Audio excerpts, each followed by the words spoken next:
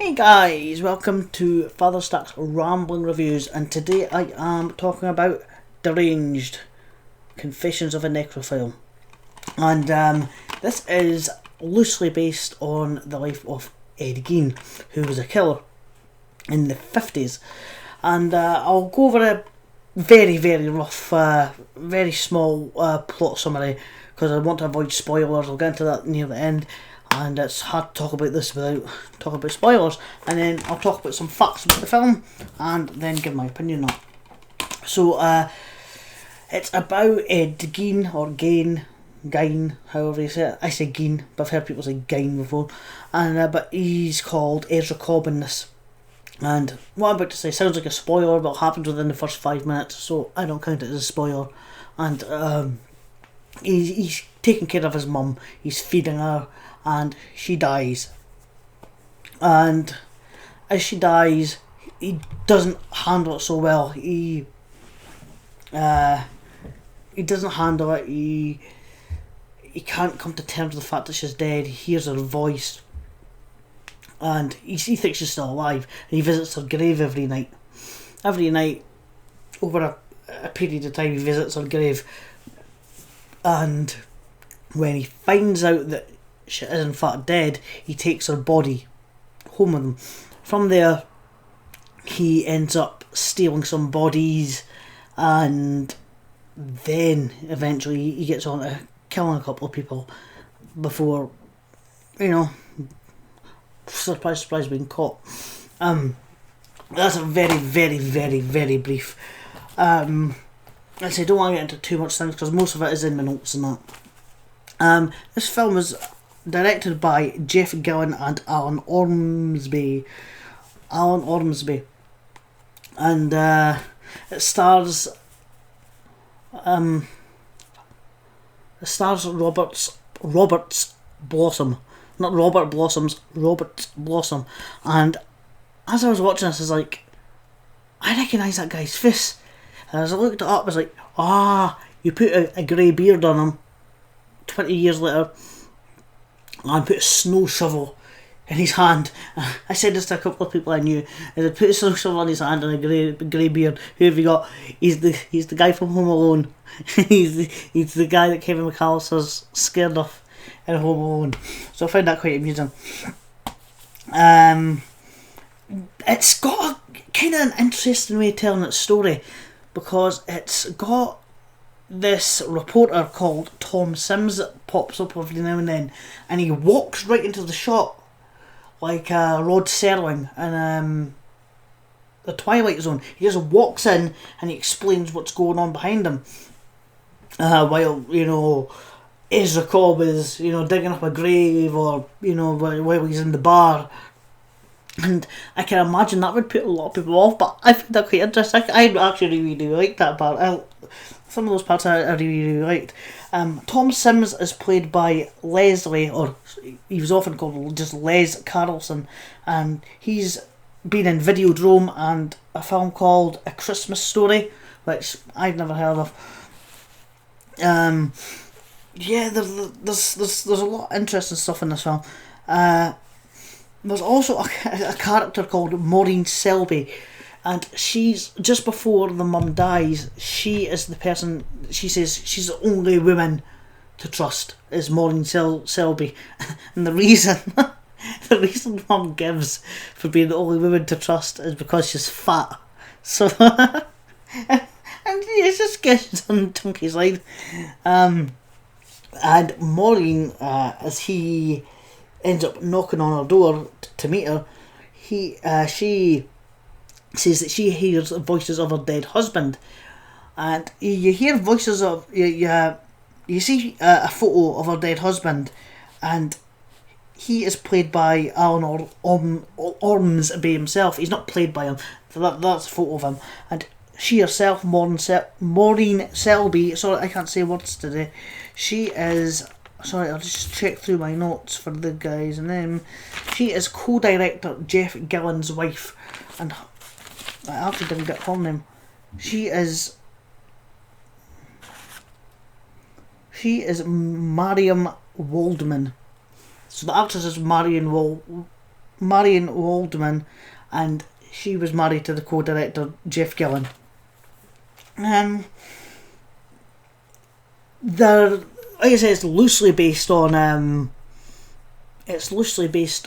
the story of Ed Gein. Two of the main things is the two main victims. This is spoiler territory we're getting into now. The two main victims, Mary and Sally. Mary worked in a bar and Sally worked in a hardware store. Those were Ed Gein's only two victims. One of them was called Mary. I can't remember if the other one was actually called Sally, but she actually did work in a hardware store. And Ed Gein actually did skin corpses, and he did use their bones as furniture, and he did wear their skin off him. If you go onto Wikipedia and look up Ed Gein, and you see the amount of stuff they found in his house after he was captured, is unreal. And actually, according to what I've looked up, this film is the most, apart from the death of Maureen Selby, the woman who wants the seance, she's the fat one, that was largely made up just for the film, obviously. But he kills her while having sex. She offers, she wants a seance with him to contact her dead husband, and he says because she thought he was making fun of her when he says that he heard his mum's voice. And she says, "Oh well, I hear my husband's voice. Do you want a seance?" So she does the seance, and then she starts hearing her husband's voice, and this film has a lot of humour. As with like the previous kind of interpretations of Ed Gein's stories like Psycho and Texas Chainsaw Massacre, both of which I think also have a really dark humour to them. A lot of people probably don't see that, but both of those films do have a really dark humour. Hitchcock is known for his dark humour, and Psycho's no exception. There's some really, really humorous moments in that. And during the seance, she says she's hearing voices from her husband, and he's telling her that the one thing he wants is for her to have sex again. So this is just her way for wanting sex from Ezra. So while having sex with her, he ends up shooting her. He puts a pillow over her and shoots her, and you see all the feathers falling down over the photograph of her husband, which is actually quite funny. Before he kills her, he gets into Robin Graves. The narrator guy that I mentioned earlier, Tom Sims, he says that he became a necrophile, and I always thought a necrophile was someone who had sex with corpses or dead people, but it's not necessarily always the case. It's just someone who defiles the dead, defiles the peace of the dead. So with him digging up corpses, he's technically a necrophile. Kind of Burke and Hare would also be necrophiles, even though they didn't physically shackle corpses. They still defiled the peace of the dead, so they're technically necrophiles.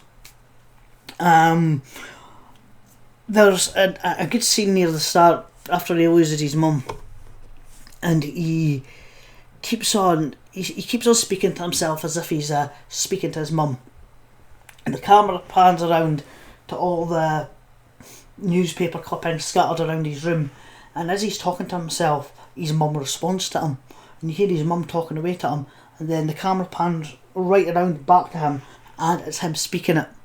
Again, that's a lot like Psycho, where I'm guessing you've all seen Psycho. It's like Norman Bates as his mum when he starts speaking to himself in his mother's voice. So I quite like that. There's a scene after he kidnaps the first person he actually kidnaps for real is Mary, the waitress girl, and he starts off by he gets drunk for the first time. He says he's never had alcohol, but he just wants to admire this woman, so he ends up getting drunk, and then he kind of gets fascinated with her, so he slashes her tyres, and she kind of comes off nice before. She helps him to his car when he's drunk, and she seems nice. And then when he slashes her tyres, he uses that as an excuse to get her home. He says, I'll help you home. I've got a car here. So he offers her home, and she just gets dead bitchy. So as he's driving away, he's driving to his house. He says, this isn't my house. She says, what you doing?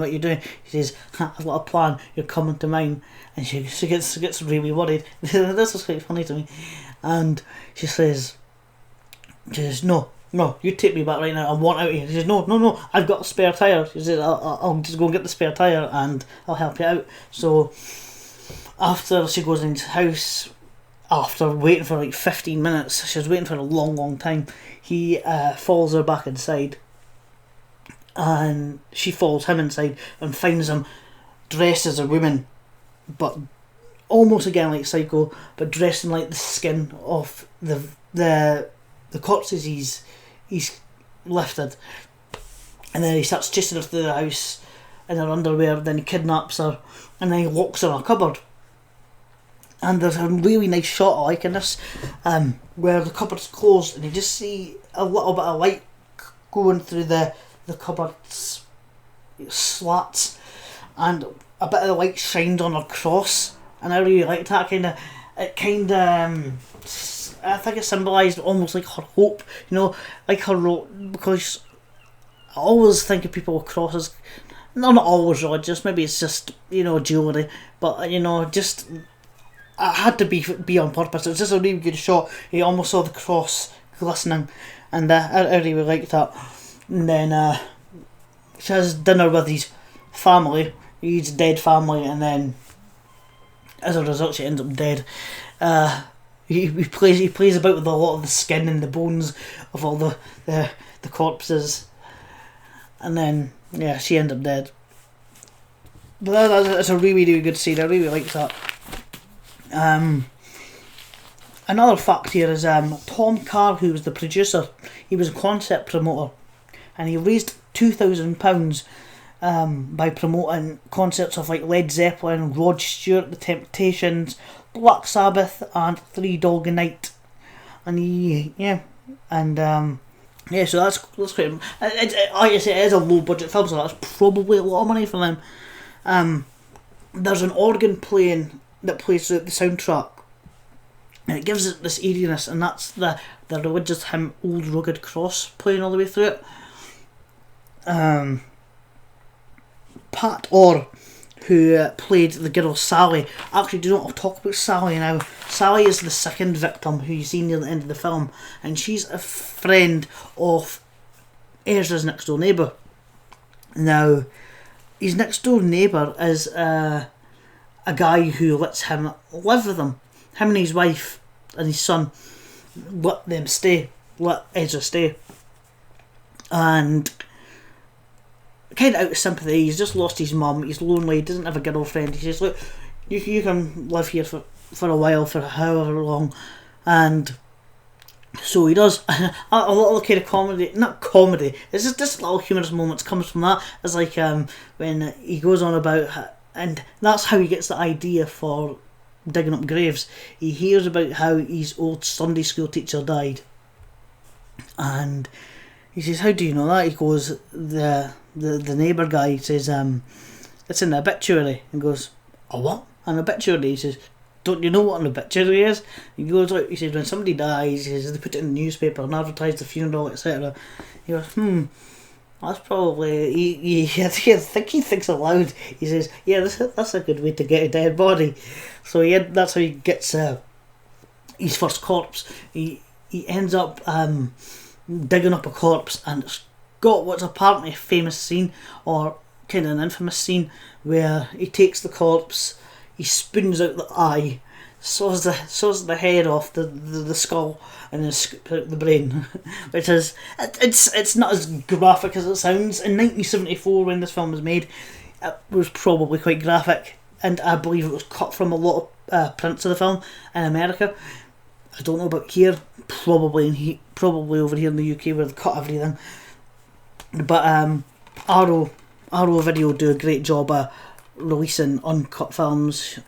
I think for the most part, I'm pretty sure all their films they release are uncut, and they're really good at releasing, uncut, brilliant special features. And I'll get onto the special features in this Blu-ray in just a little bit.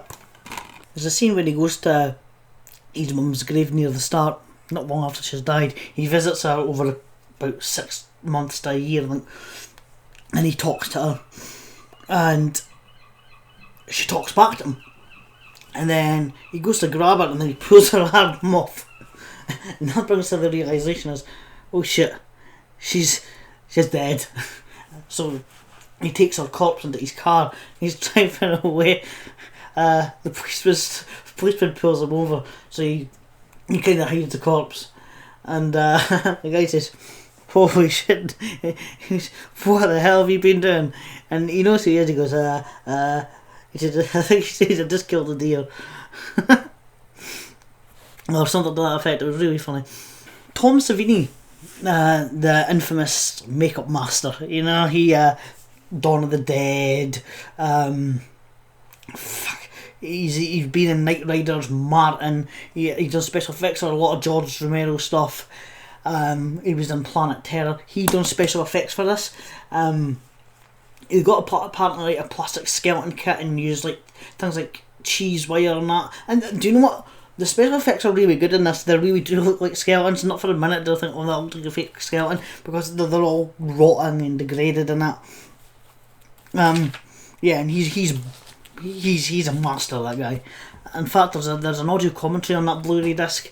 That's really interesting. Harvey Keitel and Christopher Walken also auditioned for this part, the part of Ezra Cobb, and they were deemed too young. And it makes me wonder what it would have been like if they were in it. Probably would have been more intense, maybe a little bit less humour in it. And the humour kind of adds to it. It's not laugh out loud funny, but it gives it a little bit of, I don't know, je ne sais quoi. It gives it just a little bit of something. And the acting in this film is actually really, really good. Totally not what I was expecting. I thought I was going to be in for like a really low budget exploitation film, but it's quite a well told story. The acting is really, really good, especially Robert Blossom. He's really, really good in it. It was produced by Bob Clark, who wanted them taken off the credits because I think he was up for directing it, but he didn't want to be directing something that was really disturbing, which is kind of ironic since he'd done Black Christmas, which is it's disturbing in its own way. It's a really, really good horror film. It's one of my favourites. It's a really crude film. Unusually, it has to be seen. He'd done Porky's as well, and he unfortunately died in a car crash about 10 years ago, which is, that's tragic. The final girl he kills, Ezra kills, is the hardware girl. She works in a hardware store when Ezra and his next door neighbour are supposed to go hunting, and the girl that works in this hardware store is a friend of theirs, and he doesn't get known for 2 minutes before he says he doesn't like guns, he doesn't like using guns, even though he shot Maureen Selby, the fat girl, even though he shot her to a pill. He says he doesn't like guns, or he doesn't like hunting. Maybe that was it, he doesn't like hunting. So he gets this rifle and he points it right at her. You see it through the scope. Well, she's reading a book called The Death Sentence, I think it was called. I wrote it down. What was it called? The Death Penalty, the book was called. And he just sees it, he shoots her right through the sight and pops on the back of his pickup truck. But she doesn't die, he just grazed her head. And the scene where he goes to kill her, it was allegedly meant to be like him imagining chasing a deer, but they didn't have the budget, because the real life Ed Gein says that when he was killing her, the victim that she's based on, that he imagined hunting a deer. So they were obviously going to do a scene where it was like he was hunting a deer, maybe kind of chop and change to her running to the deer running, So that would have been quite interesting to see. So when he eventually does kill her, this is, from what I've read up about Ed Gein, this is quite similar to what actually happened. He killed her, strips her naked, and hangs her up in a barn right next to his house. Hangs her up from her feet, and then guts her open. You don't really see him gutting her. You kind of see it. I'm doing the motion. It's like, you know, where's the camera? It's like you see that, you know, and then you see kind of the blood running down her naked body, which is probably next to the brain scooping thing. It's probably the goriest scene in the film. It's probably the most disturbing scene in the film, even though she's already dead. It's the only scene with nudity in it. She is, so they said that she was gutted like a deer, which I think was supposedly the intention of it, is that it was like he was, you know, cutting venison. In America, there was a video distributor called Moore Video, and that company were planned on they released Deranged on video back in the 90s, I'm guessing, and they planned on making a sequel in 1993 to Deranged, probably called Deranged 2, but that was scrapped. As I was watching the film, I was watching this late at night, as I was taking notes on that, and I gradually felt myself getting a little bit sleepy. I was nodding off. I was really interested in the film. I wasn't bored by it, but I was getting really late at night, and I was working the next day, and then I noticed there was 5 minutes left to go, so I switched it off. Just as the cops are going in to they find the dead body of Sally, and they trace him down, eating from a bowl, which is probably a human skull, like the top of a skull, because that's what the real Ed Gein done. He actually used skulls as bowls, and you see a big pot of what looks like blood, and then he just lets out this kind of weird high pitched laugh, which I can't actually do. I hear it in my head, that laugh, but I can't imitate it. And as he makes it laugh, I thought, do you know what? 5 minutes ago, I'll watch the rest in the morning. So I woke up the next morning, switched it on, and then I pressed play, and the credits rolled. I was like, well, thanks, that was actually the end. So I rewatched the last 10 minutes of it, and yeah, that was actually the end. It's called, the full title is Deranged Confessions of a Necrophile, but he doesn't actually confess anything. I found that kind of funny. Pat Orr, who was the actress that played Sally, she actually bought the script when Alan Ormsby sold it on the internet. Probably, I don't know whether it was eBay or that, but she actually bought the script herself, so she obviously still had some interest in the film. Probably just knew it was worth a lot of money, but you often hear that actresses and that are in films like this, they're often ashamed of their careers in these kind of films. But it doesn't come across as a sleazy film, so maybe that's a reason for it. I should also add that Deranged came out about 4-5 months before the Texas Chainsaw Massacre, so you can't say that it was inspired by Texas Chainsaw Massacre because it actually came out before it. But I don't think neither were aware of each other. You know, they just came out in the same year. I also wanted to mention that one kind of thing I have against it is that the blood in it is very, very red. I mean, not like it's like a waxy kind of red, that almost orange. It's like a light tin, like a light kind of red. It's not like your normal blood red. And that didn't annoy me, but it was noticeable. But you only see blood in like 2 scenes, so that was no big deal. Right, so on for my rating of this film. Now I want to talk about how the way I rate films. You know, obviously on a 1 to 10 scale. 1 being crap, 10 being great. And when I rate a film a 10, it's based on my enjoyment of that film. It's not based on whether it's a masterpiece, but if I enjoy it 100% and I will watch it over and over again as many times as I can, that's a 10. If I absolutely hate a film and won't watch it again, that's a 1. But I don't, when I rate a film a 10, it's not by no means a masterpiece, but I'm going to rate this an 8. It's really enjoyable. I think the pacing's really good, the acting's excellent. And I like how, from what I've read up on Ed Gein, how kind of close it sticks to the story. They did make a film called Ed Gein in the, I think, 2000. The kind of famous guy that plays him, I can't remember his name off the top of my head. I'll pop it up on the screen in editing. But yeah, I suggest everybody kind of checks this out if they're interested, especially in the subject matter. And it's not too sleazy, it's not even overly violent, it's more the theme of it, you know, a guy digging up corpses and, you know. But in this film he kills 3 people, which is only one more than the actual Ed Gein himself. And Ed Gein was still alive when this film was being made. He died in 1984 of cancer in a mental institution. He was deemed mentally insane. He was never really, he wasn't sent to like a prison. It was only in mental institutions for the rest of his life. But read it up, I see the shit they found is fucking insane. They found like 10 vulvas in a bag. They found like all these bones, furniture made of bones. They found severed heads. They found pretty much every body part imaginable. They found.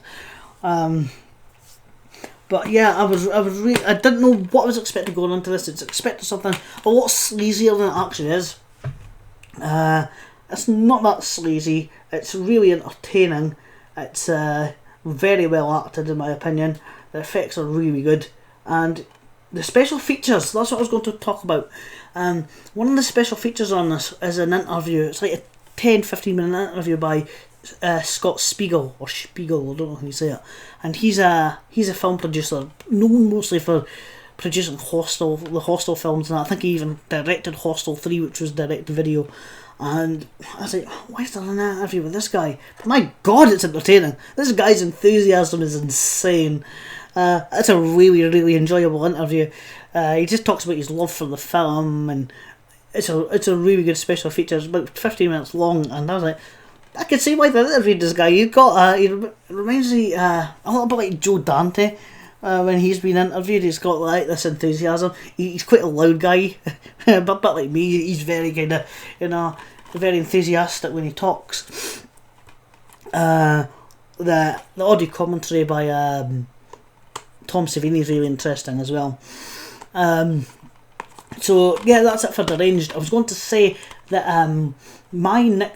after my next review that's coming up, I'm going to kind of divert from horror a little bit because I'm interested in so many different kinds of films. I like my action movies, I like my dramas, I like my thrillers, I like my comedies, and as much as horror films is probably my number one, but there's one thing that comes really, really close, which I'm going to talk about a lot, and that's silent films. I just love the way that silent films can, you know, emote so much and tell stories so much with no dialogue. Everything's just expressions, you know, and I can't explain how much I love them, but I'm going to get into that once I start talking about them. And I'm going to make separate playlists for them, as well as the ordinary FatherStack's Rambling Reviews playlist. There'll be the one on horror and silent films and comedies, etc.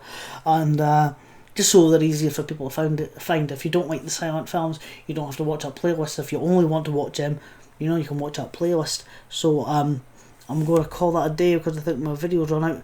So thanks so much for watching, guys, and I shall see you in the next video.